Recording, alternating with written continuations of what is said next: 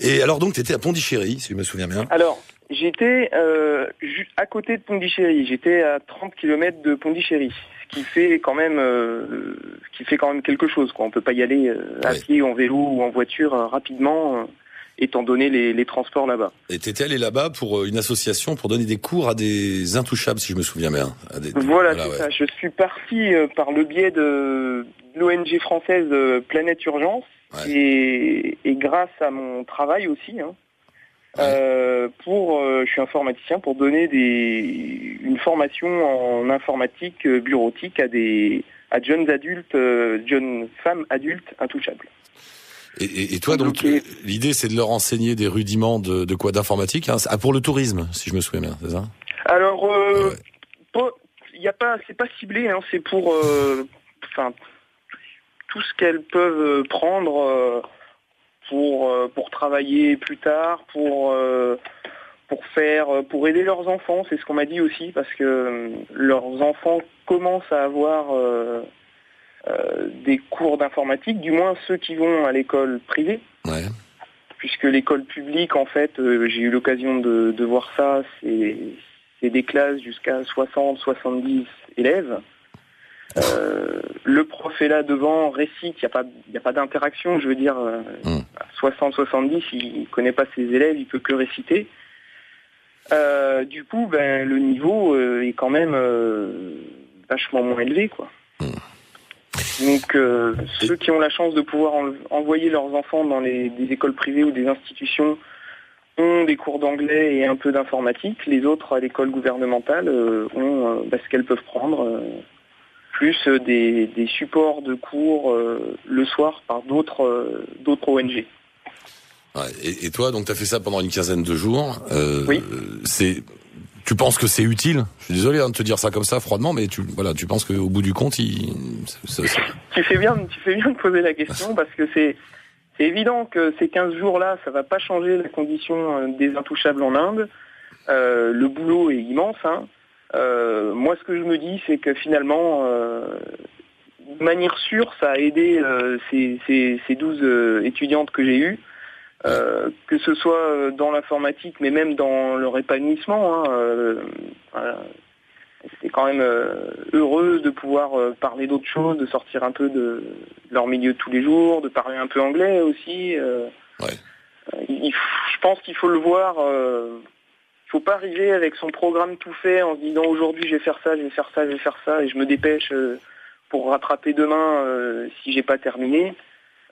Les attentes sont pas forcément les mêmes que celles qu'on pourrait avoir dans une formation en Occident, quoi.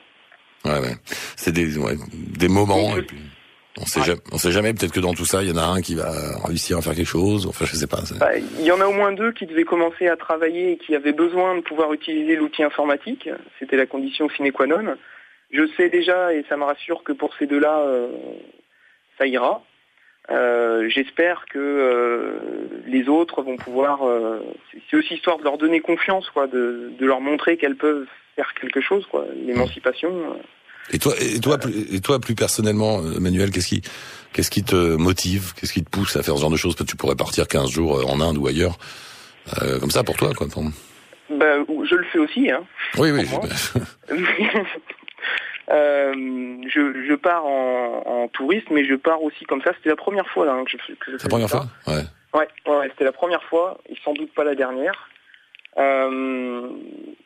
Ce qui me pousse à faire ça, c'est que j'ai envie de faire quelque chose pour les gens. J'ai un métier qui paraît complètement abstrait. Enfin, je travaille dans l'informatique, je travaille derrière un écran. J'ai à peine le contact avec des gens. Je sais que derrière, je travaille pour un service utilisateur, mais j'ai pas cette sensation de pouvoir faire quelque chose en direct pour l'humanité.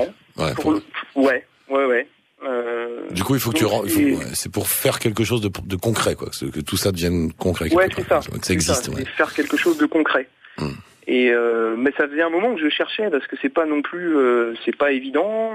Tu pourrais me dire, on peut aussi faire des choses concrètes en France, mais on peut aussi faire des choses concrètes ailleurs. Et puis c'est vrai que la société dans laquelle je travaille propose tous les ans, par le biais de dons, de financer des missions Planète Urgence, quoi. D'accord. C'est comme ça que j'ai commencé, quoi. Ah, c'est par la boîte, d'accord. Ouais. Okay. Donc j'ai trouvé ça plutôt pas mal parce que ça permet quand on n'a pas 6 mois ou 1 an devant soi, de pouvoir concrètement faire quelque chose dans un cadre professionnel. Hein. Clairement, j'ai pas eu l'impression de partir en vacances. Hein. C'est pas des vacances utiles, quoi. On part pour bosser, c'est fatigant. Ouais, puis il y a de l'engagement, quoi. Hein. Faut préparer ta mission. T'as des formations avant. Et puis l'Inde en soi c'est fatigant, donc si en plus tu bosses. Voilà, c'est ça. Faut se lever le matin.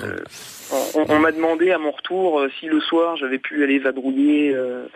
Non, le soir j'avais une envie, c'est d'être un petit peu au calme. Ouais. Et puis de toute façon j'étais en milieu rural, hein, donc de toute façon l'électricité coupée, il y avait rien à faire, hein, à part se reposer, mais c'est déjà bien. Mon cher Emmanuel, merci beaucoup et bonne continuation, puis tiens-nous au courant de tes aventures diverses et variées, comme d'habitude. Ok, ça marche. Merci, à une prochaine fois. À plus, salut. Salut Emmanuel.